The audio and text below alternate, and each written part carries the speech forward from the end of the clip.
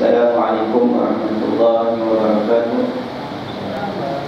Alhamdulillahilladzi anzala as-sakinata fi qulubil mu'minin liyazdadu imanan ma'a imanihim. Asyhadu an la ilaha illallah wahdahu la syarika lah wa asyhadu anna sayyidana wa habibana Muhammadan 'abduhu wa rasuluh. Arsalahu Allah mubasysyiran wa nadhiran, balagha risalah wa adda al-amanah wa nasaha al-ummah wa jahada fillahi haqqa jihadih.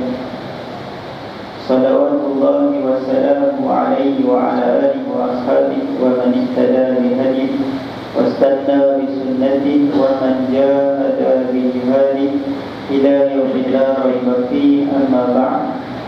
Subhanaka la ilma lana illa ma 'allamtana innaka antal alimul hakim.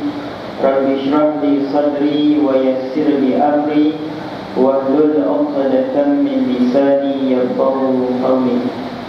Allahumma ij'alna minal qawmi alladhina yastami'una al-qawla fayattabi'una ahsana. Allahumma ya dzal jalali wal 'izzah unsur ikhwanana fil ghazzah. Allahumma ya dzal jalali wal 'izzah unsur ikhwanana fil ghazzah. Allahumma ya dzal jalali wal 'izzah unsur ikhwanana fil ghazzah. Allahumma amin. Allahumma amin. Allahumma amin. Kasihi pengurusi majlis selaku pengusaha masjid, mengurusi dan ahli dan kuasa, khususnya muslimin muslimat, hadirin dan hadirat sidang jemaah yang dirahmati dan dikasihi Allah Subhanahu wa taala. Pertamanya, marilah sama-sama kita memanjatkan, merapatkan setinggi-tinggi kesyukuran kehadirat Allah Subhanahu wa taala di atas keizinan dan limpahan rahmat daripada Allah Azza wa Jalla. Maka pada malam ini Allah Subhanahu wa taala mempertemukan kita, memberikan kita taufik dan hidayah, kesihatan dan juga kekuatan untuk kita hadir dalam masjid pada malam ini, mengimarahkan di antara rumah-rumah Allah di atas muka bumi ini. Dan Allah pilih kita untuk berada dalam satu majlis yang sangat diberkati, iaitulah majlis ilmu. Muslimin dan muslimat yang dirahmati Allah, pertamanya saya mohon maaf kerana lewat sampai sikit, tapi sempat juga lah masuk pada malam ini. Dan sebab inilah kali pertama saya sampai ke Masjid Kampung Timah, ke Masjid Timah. Saya dah bayang masjid ini buat daripada Timah lah.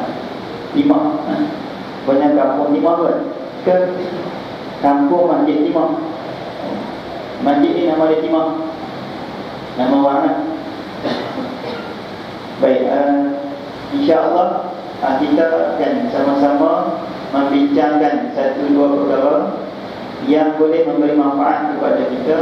Jadi saya mulakan dengan membacakan sebuah hadis daripada Sayyidina Abu Hurairah radhiyallahu anhu. Dia hadis mauquf, kerana hadis ini terhenti pada sahabat Nabi sahaja. Cerita yang berlaku kepada sahabat Nabi sallallahu alaihi wasallam. Dia kata, an Abi Hurairah radhiyallahu anhu annahu marra bi suqil Madinah. Dia kata cerita ini daripada Sayyidina Abu Hurairah radhiyallahu anhu. Dikatakan annahu, dia marra bi suqil Madinah, berjalan atau kita panggil singgah di pasar Madinah. Rupanya zaman sahabat Nabi dah ada pasar macam kita ni.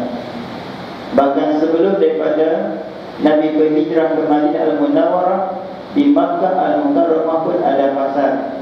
Setiap tahun ada perayaan Jom Heboh, dia panggil di pasar Okas. Ada macam perayaan, festival, pesta bola pinang, lebih kurang macam tu zaman Jahiliyah. Dan di Madinah Al-Munawwarah juga ada pasar sehari, ada pasar malam dan sebagainya. Jadi cerita dia, Abu Hurairah dia pergi singgah di pasar Madinah. Biswaqafa alaiha annahu marra bisuqil Madinah Fawaqafa 'alaiha, dan dia berhenti. Dia pergi ke pasar Madinah dan berhenti kat situ. Faqala, dan dia berkata, ya ahla suq, wahai penghuni ataupun wahai pengunjung pasar. Ya ahla suq, ma a'jazakum, wahai orang yang duduk di pasar ni, dia kata, awak apa ni lembab sangat? Ma a'jazakum, pasal apa apa ni lemah sangat? Pasal apa apa ni loi sangat? Bahasa kita panggil awak apa ni mandong sangat? Boleh tak kita berani nak pergi ke pasar, tengah orang duduk sibuk-sibuk tu, pegang mic, apa ni awak nampak slow sangat? Soalan dia bagi satu soalan kepada semua orang yang ada di pasar. Kemudian dia berkata, maqalu mazaka ya Abu Hurairah, apakah maksud kamu wahai Abu Hurairah? Pasal apa kata kami ni lemah? Pasal apa kata kami ni lembab? Pasal apa kata kami ni orang yang loi? Baru dia kata, maqala zaka mirasu Rasulillah sallallahu alaihi wasallam yuqassamu wa antum hauna afala tadhhabuna wa ta'khuduna nasibakum minhu. Dia kata, di sana orang duk tengah bagi harta Nabi, tinggalan Nabi, warisan Nabi, harta pusaka Nabi, orang duk tengah bagi. Yuqassamuna wa antum hauna, apa pula peliduk kami? Takkan hampa tak mau pergi berebut Nabi sama? Sedangkan ketika dikata dia, orang duk sibuk bagi harta Nabi ni, Nabi dah wafat dah, orang duk bagi harta Nabi. Rupanya ada pusaka Nabi yang orang duk bagi seorang sikit. Pasal apa hampa tak diambil? Apalah tazhabuna wa ta'khuduna nasibakum? Pasal apa hampa semua tak pergi sana ambil bahagian hampa? Bila dia kata macam tu, dengar kepada mereka ni, dia kata, faqalu fa aina huwa, katanya, tak mana? Bawa dia buat kata bab patah ni, saya harap kita ni kalau angkat matahari ni, dia sana ada orang duk bagi beri berebut, tidak. Hak yang duk marah-marah beri pun pergi ambil ke? Tak apalah, tu rezeki. Saya duduk tengah, ada orang cakap kawan dia bawa pak mentua dia ambil beri. Kena queue punya panjang, tunggu pergi pukul 9 tengah hari baru dapat. Orang tua mengamuk, tak dapat. Abang kata berebut kita ni dengan duit, macam tu lah keadaannya. Sama juga dengan mereka ni, bila dengar kata duit, tanya duit mana dia pergi. Dia pun kata di masjid Nabawi, di masjid Nabi. Dengar kata di masjid Nabawi.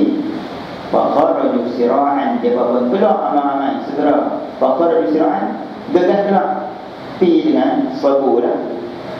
Waqafa 'alaiha hatta sehingga dia raja'u. Waqafa lahum hatta raja'u.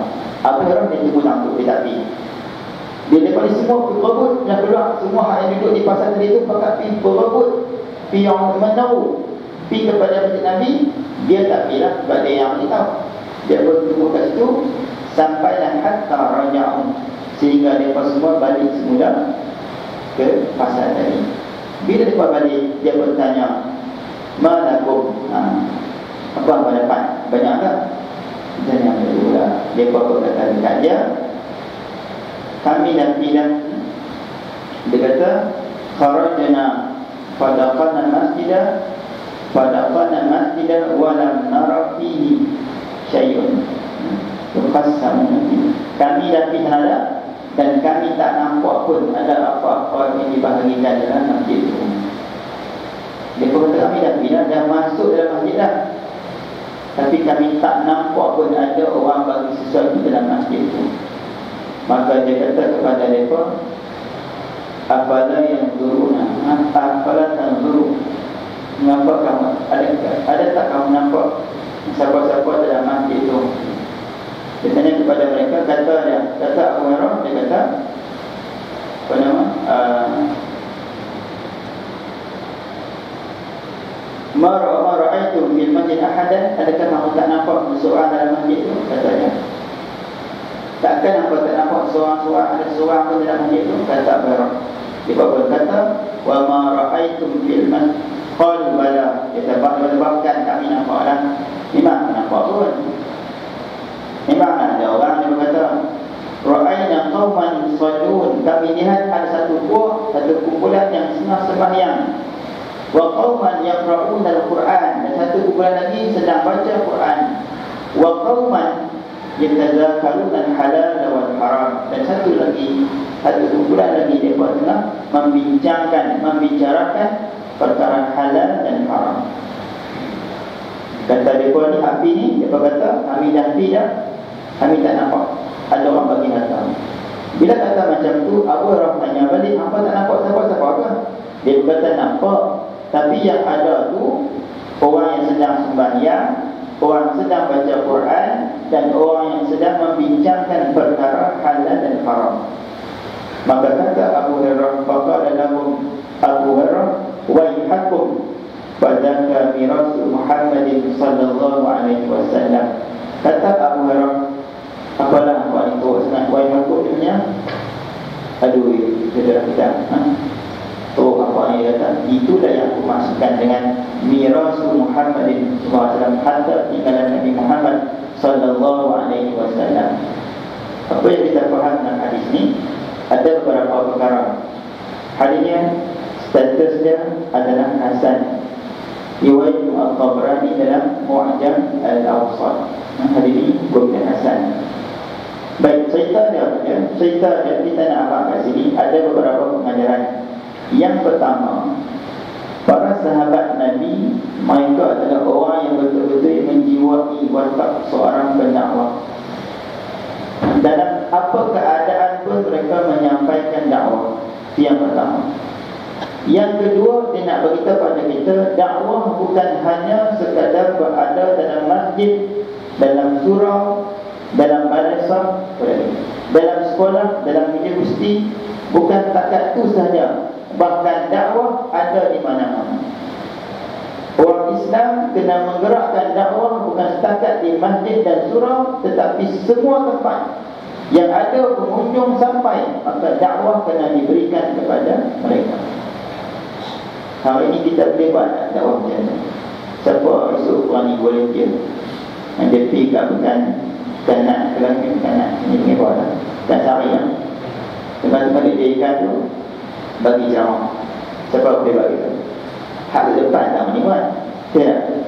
Tapi try kita buat semua.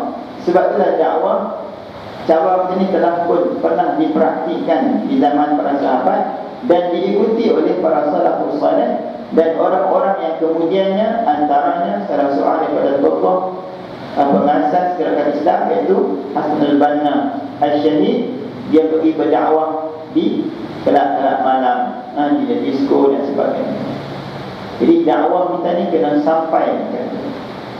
Maka hari ini kita katakan dakwah kita bukan setakat di masjid surau, tetapi tuan-tuan boleh dakwah depan handphone tuan-tuan. Nak cakap kita tak berani kan, maka gunakan mesej. Sekarang ni ada macam-macam, ada WhatsApp, ada Twitter, ada Facebook. Sampaikan dakwah dalam macam tu. Sebab itu adalah benda yang kita hari ini ada. Dulu mungkin tak ada, zaman tak ada WhatsApp lagi, handphone pun tak ada. Tapi kita ada kecanggihan, gunakan dakwah macam tu. Kita mungkin dakwah kita tak sama macam dulu, tak boleh nak berani nak pergi ke depan cakap bawah ramai, maka kita guna pendekatan dengan mengambil manfaat daripada teknologi ini, sampaikan dakwah. Bukan takat orang di kelab malam, bukan takat orang dalam pasar, di rumah dia, dalam bilik dia, kita boleh sampaikan dakwah menggunakan smartphone dan sebagainya. Tapi hati-hati dengan smartphone ini. Kadang-kadang dia boleh buat kepada musibah.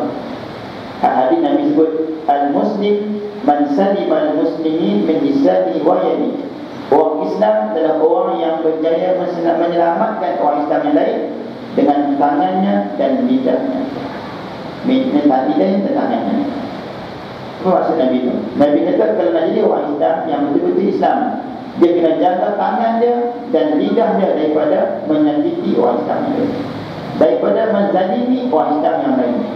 Hari ini silap kita faham, dulu ulama membawakan penafsiran hadis tu, tangan tu dengan makna majazi dan hakiki. Hakiki ni kita pukul orang, belasah orang. Majazi kuasa. Kita katakan tafsiran itu tak salah, tetapi hari ini tafsiran tangan tu lebih luas tadi. Kalau dulu mungkin kalau zalim pada orang ni dengan penampung saja. Tetapi hari ini zalim pada orang dengan menggunakan tangan ni, type SMS, type satu perkataan apa-apa, forward ataupun send, hantar, buat bintang pada orang. Yang itu juga masuk dalam perkara menzalimi orang menggunakan tangan. Maka hadis tu Nabi sebut zaman Nabi 1400 dulu, dia terus relevan sampai hari ini. Cuma berbeza pada penafsiran para ulama. Dulu mungkin dia buat tafsir dengan maksud kuasa dan betul-betul real tangan yang bagi nak faham, kita pun bunuh orang. Tetapi hari ini hadis itu sesuai tak? Kita guna tangan kita ni, kita type SMS sesuai dengan type keyboard sesuai dengan. Maka orang Islam jangan guna tangan dia pada perkara yang menyebabkan dia menzalimi saudara yang lain. Balik semula kepada hadis Abu Hurairah tadi, maksud dia apa? Kata dalam hadis ni kita kena faham, dakwah ni semua tempat. Yang ketiga, perbezaan yang berlaku adalah para sahabat Nabi, walaupun mereka ni orang-orang yang kita tengok dalam hadis ni ahli suh, bekerja dan sebagainya, mereka tak pernah lupa untuk melakukan ibadah-ibadah. Kita kena faham hadis ni, Abu Rafi bukan waktu maghrib, no? Tapi dia faham pula Abu Rafi waktu maghrib. Sahabat Nabi bukan macam kita, buka pasal malam, nego mie goreng, capur tiang, semua dia bukan macam tu. Ni pasal hari. Memanglah Nabi sebut al-kasbu ba'da salatil maktubah fariidatan ba'da fariidah. Bekerja selepas sembahyang fardu adalah satu kefarduan selepas kefarduan yang lain. Maka sahabat Nabi, mereka lepas yang subuh bergegas dia kerja. Abu Hurairah, dia faham macam ni, bekerja-bekerjalah, tapi ketika tu ada program di masjid, apa kena main. Hak menega-menega tu sebahagiannya hak menega, tak pada yang pergi beli amal-amal itu, takkan semua nak pergi buat tawaf kat pasar tu. Kenapa tak pergi ambil ilmu daripada pengajian di masjid? Kenapa tak ada yang pergi sembahyang di masjid? Kenapa tak ada yang pergi baca Quran? Sahabat Nabi yang tadi amal-amal itu, sebahagian mereka memang kerja, dan mereka tu bila dengar macam tu, mereka pergi masjid, bukan maksud mereka pergi dalam masjid je. Memang mereka ada ahli masjid dan cuma time tu. Dan mereka pergi masjid tu pun mereka tengok baca Quran tu biasa, budaya sahabat Nabi baca Quran, sembahyang dan membicarakan halal haram, majlis ilmu. Maka dalam kes ni kita kena faham, maksud dalam hadis ini beritahu kepada kita adalah sahabat-sahabat Nabi mereka golongan yang walaupun dengan kesibukan, mereka ada masa untuk melakukan ibadah-ibadah. Ini yang disebut oleh beberapa ulama yang masyarakat hadis. Yang kedua, keempat, dalam hal ini sebut ada 3 benda yang sahabat Nabi buat: sembahyang, baca Quran, dan bincangkan perkara halal dan haram. Orang tanya kepada Sufyan al-Thawri, apakah maksud majlis ilmu? Dia kata majlis yang ada bincang padanya al-halal wal haram. Itu majlis ilmu tu, majlis yang bincang tentang hukum hakam, boleh buat ke tak boleh buat. Maka itu namanya majlis ilmu.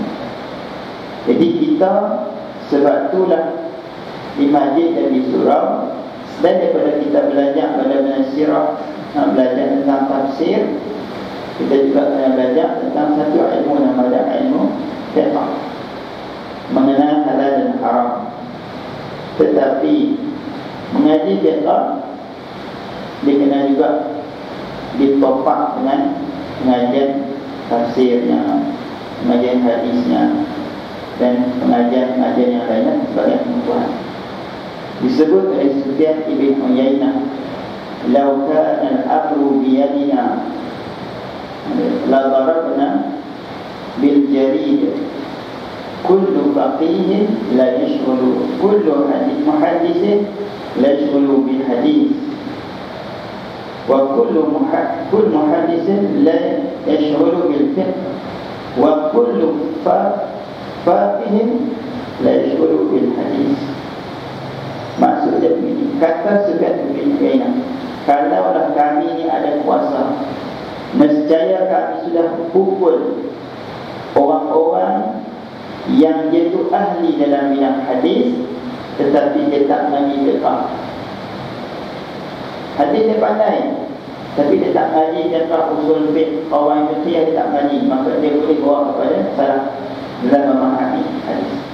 Begitu juga dia kata kepada kami akan pukul orang yang faqih yang tidak mengaji hadis. Mengaji fiqh kena juga kuasai hadis. Sebab bukan semua hadis itu faham secara zahir nas, dan bukan semua hadis yang sampai kepada kita hadis itu sahih kedudukannya. Kadang-kadang kita jumpa satu hadis, kita bawa kepada orang, sedangkan hadis itu adalah hadis palsu, maudhu'. Berapa ramai hari ini kita jadi tukang penyebar hadis palsu hanya kerana tak cek dulu status hadis itu. Berlembut dengan WhatsApp, tidak. Siapa yang ada WhatsApp ni, orang hantar hadis macam-macam, kelebihan buah kebaikan, kelebihan kahwin ramai. Tak ada masalah dalam ramai, tapi kelebihan tu ada tak ada hadis tu. Orang hantar pula hadis tentang payung emas. Betul ke ada hadis emas? Tak ada. Bawa mainlah hadis yang kadang-kadang pelik, kelebihan makan garam. Tak ada hadis tu. Melainkan hadis yang tersanad dhaif. Nanti ada orang mana hadis kelebihan makan kacang dal, alaikum bil anas. Hendaklah kamu tetap makan kacang dal. Ini orang yang masih kanak, dia suka lah. Hadis tu kita bawa pula hadis tu, menyebarkan hadis-hadis palsu. Jadi kena cek juga. Jadi semua ni kena tawazun, kena seimbang. Fiqh kena ada, hadis kena ada, tafsir kena ada, sirah kena ada, dan semua kena ada. Tujuan kita mengaji itu kena faham. Jadi malam saya nak fokus kepada sedikit kelebihan tentang ilmu. Hadis itu tadi kita dah baca, kelebihan tentang ilmu. Antara benda yang kita kena tahu, antara kelebihan ilmu yang perlu ada pada kita, selain daripada kita mengaji untuk kita beramal, kelebihan ilmu adalah untuk memberikan kita kemampuan, seperti apa? Mahar ataupun imkaniyah, kemampuan untuk membezakan antara hak dan batil. Mengaji ni tujuannya nak boleh beza yang betul dan yang salah. Maksudnya kalau kita mengaji tu kita boleh nilai dengan apa yang ilmu daripada kita, yang mana hak betul, yang mana salah dalam semua keadaan. Dalam masalah hukum ke, dalam masalah hal-hal semasa ke, memilih perbuatan sunat dengan wajib yang mana dulu kan, semua kita boleh bezakan dengan menggunakan ilmu. Macam hari ini kita sambut kemerdekaan. Bila mereka? Malah ni banyak orang baca tentang kemerdekaan. Kita merdeka, kita esok lusa. Esok 31 kita merdeka. Tahun ni kita merdeka dah masuk ke tahun 57 tahun. Merdeka pada tahun 1957. Tahun ni tahun 2014. Maknanya 57 tahun. Siapa yang lahir tahun merdeka, dia muat tahun ni 37 tahun. Baik, apa yang kita tengok, bagaimana kalau kita salah faham tentang ilmu, maka kita jadi sambut merdeka pun salah. Apa maksud kemerdekaan? Kita masuk kemerdekaan, kembali kemerdekaan. Apa maksud kemerdekaan? Kemerdekaan banyak tafsirannya. Orang yang belajar kemerdekaan hanya dari sudut kita panggil ilmu barat, ilmu yang bukan ilmu Islam. Dia akan terima kemerdekaan hanya semata-mata kebebasan. Merdeka itu bebas maksudnya. Al-Hurriyah maknanya bebas. Tak ada merdeka itu bebas lah. Tak salah. Adakah maksud kemerdekaan dalam konteks kita hari ini kita bebas buat semua benda? Tak. Kemerdekaan bebas itu betul, tapi bukan waktu lama. Kebebasan itu betul, tapi bukan pada waktu kita ada sekarang ini.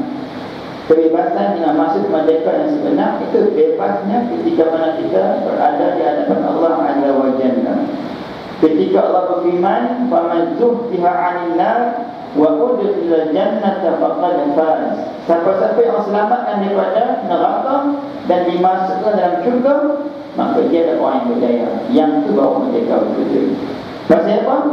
Pasal kita masuk dalam syurga, kita boleh buat semua benda. Tapi masa kita dalam dunia ini, kita banyak benda tak boleh buat. Betul tak? Kita tak merdeka sebenarnya. Kalau kita faham merdeka itu bebas. Merdeka itu bebas itu betul, tapi bukan pada waktu kita hari ini. Waktu yang bebas betul-betul adalah ketika kita dalam syurga Allah Azza wa Jalla. Dalam syurga nak buat apa pun boleh. Kita nak minum segala benda minuman, kita boleh minum dalam syurga. Nak pakai barang lah, boleh buat nanti. Nak pakai sutra, boleh. Nak kahwin ramai, boleh tak boleh. Boleh. Nak kahwin lebih daripada jumlah yang kita tak boleh. Nak buat apa semua boleh. Dalam syurga tidak ada halangan lagi. Kemerdekaan yang pergi faham bebas itu dalam syurga lah. Kemerdekaan senang. Tapi dunia ni, orang Islam, orang mukmin, dia tidak mendapat kebebasan. Nabi sebut, ad-dunya sijnun lil mu'min wa jannatu lil kafir. Dunia ni adalah penjara kepada orang beriman, tetapi dunia juga adalah syurga bagi orang kafir. Maksudnya apa? Kalau lawan daripada penjara, syurga. Maksudnya orang kafir semua boleh buat. Orang Islam tak boleh buat banyak-banyak. Bukanlah banyak sangat, tapi benda yang dilarang itu munasabah pada kita. Misalnya Allah melarang kita minum arak, munasabah lah. Pasal arak bawa kepada kemudaratan. Yas'alunaka 'anil khamri wal maisir qul fihima ismun kabir wa manafi'u lin-nas. Memang apa tadi ismun kabir? Besar-besar dan ada mudaratnya. Dan kita pun tahu dalam arak itu ada benda-benda yang boleh bawa kepada hilangnya kewarasan harta. Sampai orang kafir ni, walaupun mereka tak haramkan arak agama mereka, beritahu kepada kita, alangkah bagusnya kalau benda ini diharam. Sebenarnya Allah harapkan arak itu sikit. Dalam dunia ni berpindah minuman yang boleh kita minum. Kita boleh minum teh ais sirap Bandung, teh ais limau, ayam Milo, Nesto, Nescafe tarik, semua tu halal. Tidak. Hak minuman halal ni banyak, tapi kita nampak haram juga. Dan dia orang lain, sebahagian yang hati tertutup, dia nampak yang tu juga dia nak. Sedangkan hak bebas tu banyak lagi pendidikan. Tetapi memanglah Nabi sebut penjara tu maknanya banyak perkara-perkara yang orang Islam tak boleh buat. Kita tak boleh bergaul bebas macam orang Islam. Kita merdeka, sebut merdeka kita tak sama dengan orang lain merdeka. Tak boleh kita buat program hiburan yang menampar, panggil artis-artis DJ atas pentas. Anak-anak muda pula kita tengok ni, isu besar ni, malam kadang-kadang dibuat juga apa nama, sambutan merdeka tahun ni macam sebelum ni. Tapi tadi dimaklumkan tak ada pesta-pesta sebab menghormati apa nama, mengenang apa nama ni, ya, kapal terbang MH17 yang itu saja alasan dia. Maknanya kalau kapal terbang tak jatuh laju tahun ni pun orang juga ya? Dan kita boleh tengok setiap tahun, saban tahun, anak-anak muda kita ramai yang rosak keadaannya apabila menyambut kemerdekaan. Orang kata tahun ni kita bulan 8 ni semua merdeka, 8 tahun depan kita boleh tengok anak-anak dibuang mata-mata, mana berlaku zina dan sebagainya. Jadi itu bukan kebebasan, pergaulan bebas, pendedahan aurat. Semua itu adalah batasan-batasan yang Allah letakkan kepada orang Islam sebagai ujian yang disebut sebagai penjara. Dalam penjara mana boleh kita makan keluar? Seolah-olah bayangkan orang Islam ni duduk dalam penjara. Bukan kita duduk penjara ni, kita bayangkan dalam penjara. Kita nak order kita mana boleh. Hak mana orang bagi yang tu lah. Sama lah dunia ni Allah letakkan yang halal yang kita makan. Yang halal jangan kita terbiang. Mana terbiang? Bahasa Pinang bagi orang terbiang. Saya orang Kedah. Ada orang Kedah sini. Saya orang Padang. Beranak di Pulau Setang. Duduk di Padang. Tapi saya tak lama nak di Padang tu. Saya pernah banyak ngaji kat Nganu, Kelantan tu lah. Jadi masalah di Malaysia ni tak duduklah sampai sekolah dah. Kalau dengar pun dah pindah lain. Jadi tak dapat nama di Padang. Tapi Padang tu masih lagi rumah saya. Ada rumah di Padang Fiji. Masih ada lagi lah. Dan kahwin pun orang Padang senang cerita dia. Nak balik raya tak itu bincang-bincang, kita boleh sejalan je. Nah, kalau kata bilang tahun ni dia, kita raya malam tu rumah kita duduk. Malam juga kita balik raya rumah rumah kita. Senang saya duduk di Udiba. Hari kita duduk dengan tengok saya buat berani rumah untuk rumah kita. Tangtu yang ofis tu.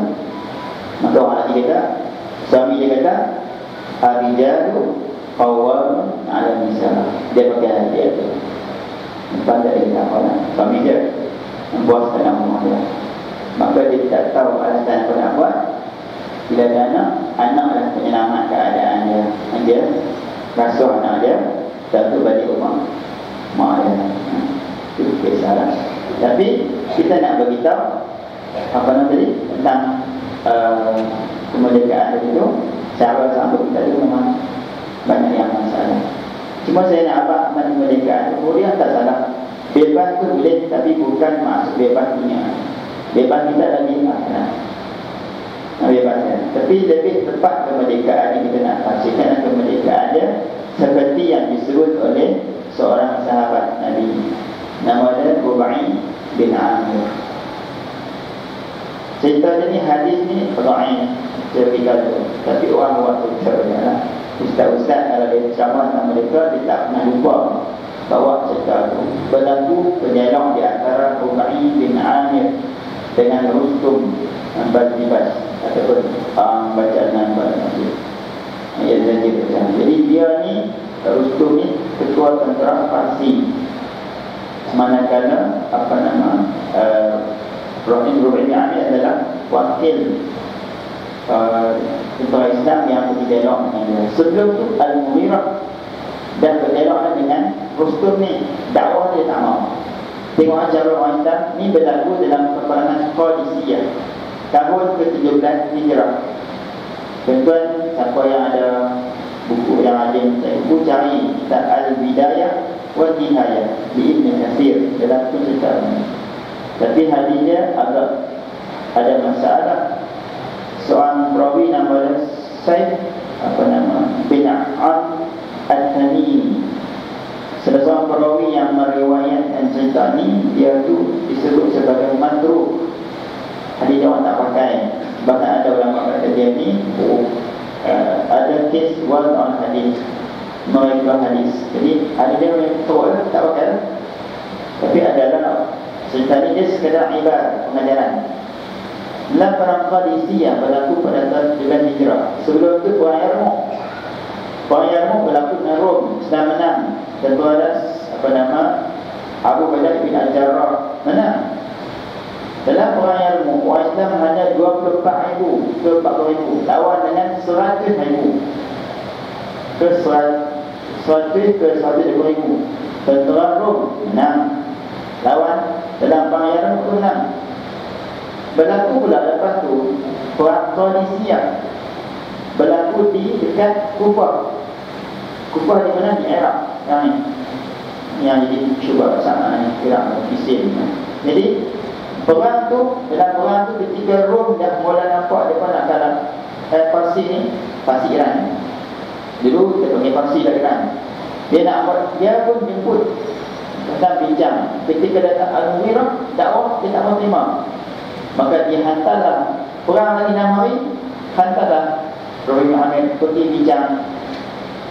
Dia ni tegas. Bila tanya dia tak banyak. Pasal apa main ni, dia tak aku main, dia tak. Inna Allah qad bata'asana linukhrija man sya'a min ibadatil ibad ila ibadati rabbil ibad wa min jawril adyan ila adlil islam wa min dhiqid dunya ila sa'ati dunya wal akhirah. Sambung lagi lah beberapa ayat yang itu. Dalam pertama kami undur balik apa Islam atau yang media atau dalam bertolak man abang nuqatilu fa nuqatilukum. Kalau anda enggan kami akan perangi hampa sehingga Allah berikan kemenangan kepada kami. Itu ayat tadi. Tapi hak awal itu dikata apa? Allah menghantar kami. Innallaha qad ta'ala ataupun jidna linukhrija, kami datang untuk mengeluarkan siapa dia? Man sya'a, siapa-siapa kehendaki min ibadatil ibad, daripada penyembahan kepada manusia, kepada hamba, kepada menyembah Rabbul ibad, Rabbil ibad, Tuhan kepada hamba. Jadi dalam Islam maksud kemerdekaan adalah membebaskan manusia daripada penyembahan kepada manusia, kepada menyembah Allah Azza wa Jalla semata-mata. Dalam konteks dahulu menyembah manusia adalah seperti sebahagiannya menafsirkan betul-betul sembah manusia macam Fir'aun. Allah hantar Nabi Musa lawan Fir'aun. Namrud Allah hantar Nabi Ibrahim lawan dia. Tapi selepas tu tafsiran menyebutkan juga bahawa sembah manusia bukan directly kita sujud pada dia, sembah dia tak. Ikut semua perkara yang diperintahkannya dan agama perintah tersebut. Kalau dia semua berhala, semua orang berhala. Kataannya adalah perintah yang wajib diikut. Pemerintah lebih besar daripada agama. Itu maksud dia. Sebab manusia hamba sampai dalam kes ni Rom dan Parsi adalah kerajaan besar yang menggunakan kuasa mereka memaksa mana-mana negeri yang berperintah ditawan tukar kepada agama mereka. Ketika itu dikatakan menyembah manusia. Hari ini adalah pemimpin berkuasa salah guna kuasa dan dia perintahkan dia ikut semua perkataan dia, maka rakyat itu seolah-olah dianggap menyembah pemerintah. Ibadat tidak ibadat. Misalnya dia kata saya nak benda ni, buat itu dulu. Misalnya ataupun buat konsert Mariah Carey, kan namanya itu kan. Ulama para mufti ada, dia kata tak boleh lah, mufti tegur. Mufti itu dia tegur, maka mufti itu dibuang jabatan dia, katakan. Ketika itu mufti itu sudah pun dianggap mempertahankan kebebasan dia, iaitu kebebasan untuk mengabdikan diri kepada Tuhan sebenarnya. Mufti dia tak boleh. Dia kata kalau cakap banyak kita buang nanti oleh dia berpunya tak mana. Maka ketika itu dia panggil Rabb ibadati Rabbil ibad, Tuhan dia yang diikut adalah pemimpin. Nampak macam dia semua hari menyangat, tapi tidakkan dia membenarkan perintah Allah itu adalah seperti dia lebihkan pemimpin daripada Tuhan. Itu maksudnya. Ini tidak kata yang bertiba. Siapa pun yang dipimpin, kalaulah mufti ke siapa yang ikut semua benda yang salah, maka yang itu dianggap sembah kepada Allah. Yang kedua, maksud bebas adalah membebaskan manusia daripada kesempitan agama, kezaliman agama-agama kepada keadilan Islam. Pasal apa disebut min jawril adyan? Kenapa agama lain zalim? Karena setiap agama yang tidak berpaksikan mentauhidkan Allah adalah zalim. Inna syirka la zulmun azim. Maksud betul tak? Sesungguhnya syirik itu adalah kezaliman yang paling besar. Maknanya semua agama yang tidak mentauhidkan Allah, semua agama ini zalim, walaupun dia ada unsur kebaikan padanya. Maka ucapan ini menolak pluralisme dalam agama. Lima. Kalau orang kata agama lain bagi juga, tak boleh kata itu. Pasal apa? Pasal Allah sebut Inna syirka la zulmun azim. Kalau agama adilai baik, dia tetap agama itu zalim kerana dia tidak ada konsep tauhid dan Allah. Kenapa kita lawan? Kenapa kita tolak agama Nasrani? Kerana mereka telah menjadikan Allah tiga. Inna Allah lisalasa. Maka mereka juga zalim agama itu. Kenapa tolak Yahudi? Kerana dia kata Inna Uzair ibn Allah. Yahudi mengatakan Uzair anak Allah, syirikkan Allah. Maka Yahudi juga tolak. Dan kita terima hanya seni Islam, sebab Islam mentauhidkan Allah Azza wa Jalla. Itu maksudnya. Maka sebab itu disebut ucapan ni, wa min jawril adyan ila adlil Islam. Dan keadilan Islam itu apabila dia berfaksi dan tauhid, semua benda yang ada dalam Islam itu mestilah bersifat adil. Allah bina Islam itu atas faksi keadilan kerana tauhidnya tadi. Adil Islam adalah semua benda yang Islam letakkan semua adil. Tak adil kan pasti orang lelaki dapat dua bahagian, misalkan perempuan satu je. Kita tengok balik, Islam letakkan beban kepada orang lelaki itu lebih banyak daripada beban kepada perempuan. Adil lah. Pasti orang lelaki yang bertudung, perempuan bertudung, orang lelaki yang bertudung, adil lah. Katalah orang perempuan bertudung, orang lelaki pun mendapatkan tudung, kita adil lah. Pasti kau orang perempuan itu aurat. Kalau ada perempuan, pasti sesuai dengan perempuan tu. Orang lelaki kalau tak pakai tudung pun tak apa, tak ada baju pun tak apa. Orang lelaki kalau nama ni mes semayang tak ada baju, ada orang tengok dia. Orang tak tengok, tadi tu tengok. Supaya dia buat panggil itu je. Kalau orang perempuan mes semayang tak pakai kain. Saya bilang, imam pun sedang. Kita sebab masuk, ada di mana. Pertama sekali, saya tak ada adil sahabat. Maknanya semua yang sahabat adil. Bersifat dan bagi orang lelaki boleh berkahwin lebih daripada seorang. Tak adil. Adil kita kata adil, tapi Allah kata yang tak adil. Sebab kalau orang lelaki, orang perempuan kahwin lebih daripada seorang, itu dah jadi zalim lah. Bukan maksud Allah bagi kahwin itu yang mesti kahwin, tapi itu ke orang apa? Kelonggaran ataupun kebebasan yang diberikan pada orang lelaki. Tapi nak boleh kahwin sebab Allah sebut wa in lam ta'dilu fawahidah, kan adil juga. Maka keadilan Islam itu dia adalah keadilan yang dipandu dengan tauhid kepada Allah. Dan paling semua dalam semua perkara ini adalah adil-adil dalam. Dan tidak akan jumpa satu benda pun dalam Islam ni adanya unsur kezaliman. Janganlah kalau ada buat main kat kita nak bincang, kita kena tahu juga. Saya lagi sampai 4 tahun setengah. Antara perkara yang saya hadapi adalah masalah golongan missionary Kristian yang masuk ke kampung-kampung ni bawa main barang-barang atau kita material ni. Dakwah mereka berkesan. Kampung Sinukap, Pitas sini ada orang Sabah? Tak ada. Orang Sabah di kawasan Pitas tu kawasan sebahagian daripada dalam Dun. Di Dun, parlimen dia Kota Baru tu. Ahli parlimen dia Dr. Maximus Ongkini, Menteri Awana Sumber Daya Dunia.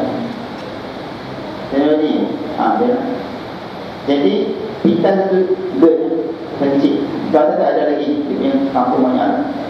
Satu kawasan kampung tu memang daripada kita masuk dalam, nak masuk jalan nanti pun jauh, naik motor pun dekat jam dalam benang dia. Tiba-tiba dalam kampung dalam tu ada gereja, ada piring astro. Dan saya marah, mereka ada rumah ni ada piring astro. Siapa yang bagi? Missionary Kristian. Ada kampung di belah Beluran. Belah Beluran ni mana? Sandakan. Yang orang cerita itu dulu Islam zaman Tun dan Mustafa Usia. Islam Bila Islam ni puan ni tidak ada follow up. Hanya bila Islam kan bagi kamu sekali sarung dan dekat ni dan dia bagi topi mana. Kemudian tinggal duduk berapa lama datang missionary dengan tu imam ada banyak tu Kristian. Naudzubillah. Surau yang buat tu jadi kandang kambing. Kampung hak saya pernah masuk ni kampung tepi jalan Saling Podon. Kampung tu surau dia, jadi tempat belakang ni. Jadi benda kalau ikut dakwah mereka, dakwah segi agama akidah tak kuat, tapi dia berguna material. Dan bila mana kita pergi ni, kita buat bagi dakwah cakap benda ni, memang mereka tak tahu pun tentang agama Kristian tu, mereka tak perlu tahu pun agama Kristian betul ke salah. Mereka nilai kebaikan orang Kristian buat mereka, mereka masuk Kristian.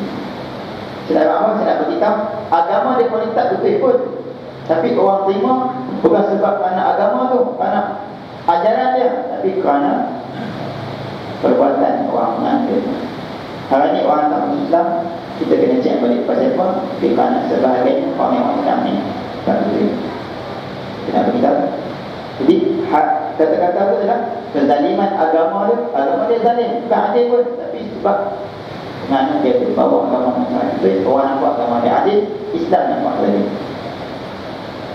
Saya pernah berdebat dengan seorang pensyarah bidang bahagian critical thinking, nama dia Miss Selvarani, orang Kristian. Isu poligami, dia tak kahwin, semua ada 37 anak. Saya sebut dulu anak. Dia kritik tentang poligami. Jadi saya jawab. Jadi kita bagi tahu 5 perkara ni. Saya bukan nak suruh poligami. Lagi orang kata malah kata banyak poligami. Tak nampak kata nak jawab tu. Tak ni nampak hak perempuan tak mana-mana dia kata. Tak ni jawab poligami tak. Contoh hak nak bincang debat dia tu isu yang dia pun kata macam tu. Dia kata poligami ni mendera wanita asalnya. Dia tak kahwin, dia tak siap pada institusi perkahwinan sebab orang lelaki jahat dia pernah kritik-kritiknya dalam perkahwinan dia kritik. Jadi kita cerita dekat dia, saya buat 5 perkara yang kata dalam poligami itu ada kebaikan. Jadi saya kata pada poligami dalam Islam ni bukan dia kewajipan, dia bukan compulsory. Kenapa? Dia bagi keinginan, dapat buat bagi, tapi ada syarat dia.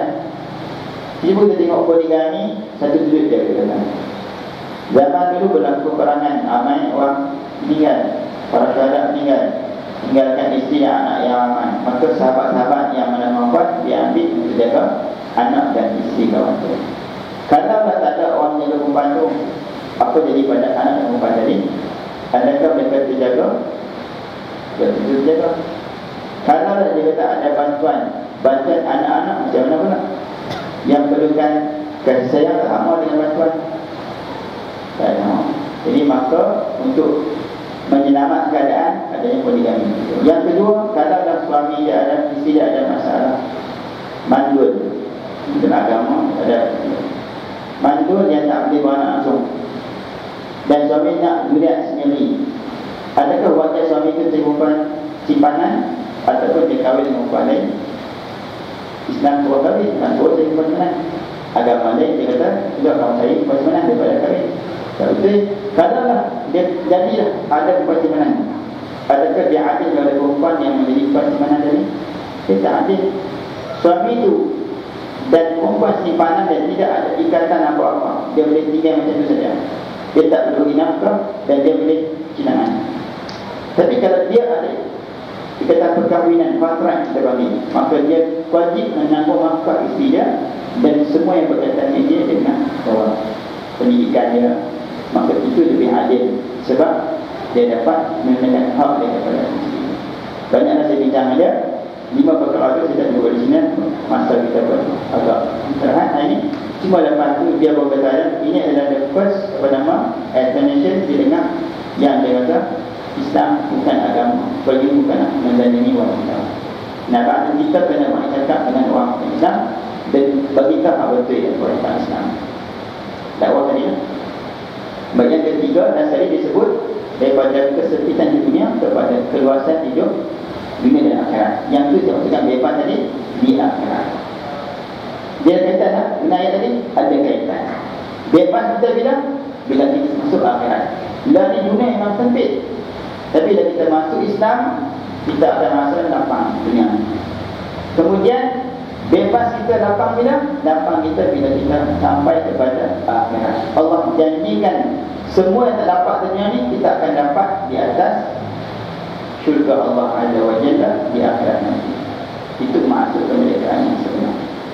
Maka malam ni kita sambut merdeka dengan cara yang betul dan tidak menyimpang daripada agama, kerana kita ada ilmu sedikit tentang kemerdekaan. Dan last sekali saya sebut dua perkataan. Pertama saya ambil daripada Ibnu Abbas tentang pentingnya kita belajar.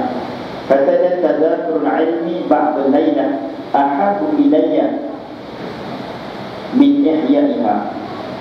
Membincangkan ilmu pada waktu malam, sebahagian malam, lebih aku sukai daripada solat sunat dan ibadah yang lain. Maknanya apa? Kalau kita penuhkan malam kita tu, sebahagian malam kita dengan duduk di masjid, ikut kuliah maghrib di mana pun tak apa, lebih disukai oleh Ibn Abbas katanya daripada aku sembahyang malam, aku tilawah dan sebagainya. Itu kata Ibn Abbas. Disebut oleh Sufyan, disebut oleh Abdullah bin Mubarak. Orang tanya dia, ya Ibn Mubarak, ila mata tatlub al-ilm? Sampai bila kamu nak ngaji ni? Dia kata, ila mamat, sampai dah aku ngaji. Hasan Basri kata apa? Dia kata lababun minal ilmi, lababun wahid min ilmi ata'allamuhu ahabbu ilayya minal dunya wa ma fiha. Satu bab aku mengaji daripada ilmu, satu bab aku belajar daripada ilmu, lebih aku sukai daripada aku dapat nikmat dunia dan isinya. Itu cara ulama salaf faham kelebihan belajar ilmu. Maka kita kena mengaji ilmu. Soal daripada perawi Al-Bukhari, nama dia Salih ibn Kaisan. Ni nama-nama ni semua ni tak nama dia Salih ibn Kaisan. Salih ibn Kaisan dia mengaji hadis umur 60 tahun. Dia start mengaji hadis umur 60 tahun. Dia ni siapa? Pasal nama dia masuk dalam senarai perawi Al-Bukhari. Dia meninggal pada umur 120 tahun. Allah panjangkan umur dia lagi 60 tahun. Dan dia mengajak pula orang ilmu hadis. Jadi orang malam ni amal mengaji umur 60 tahun tu jangan haruskan. Pasal apa? Salih ibn Kaisan mengaji start umur 60. Kita hak mana umur 60 tu, hak pencen tu main mengaji. Jangan kata 60 tahun aku pencen, semua aku pencen. Mengaji pun aku pencen juga. Akhirnya pencen dia masjid pun tapi apa pun dia tak buat, duduk depan TV tengok cerita. Lepas tu teriak. Maka kita kena ambil kelebihan. Kita ambil para ulama salaf saleh. Mudah-mudahan konsep pada malam ni ada kebaikan. Sebelum tu saya nak beritahu, kuliah kita pada Fiqh ni kita akan mengaji ada beberapa cadangan. Kalau biasa yang saya ajak tu antaranya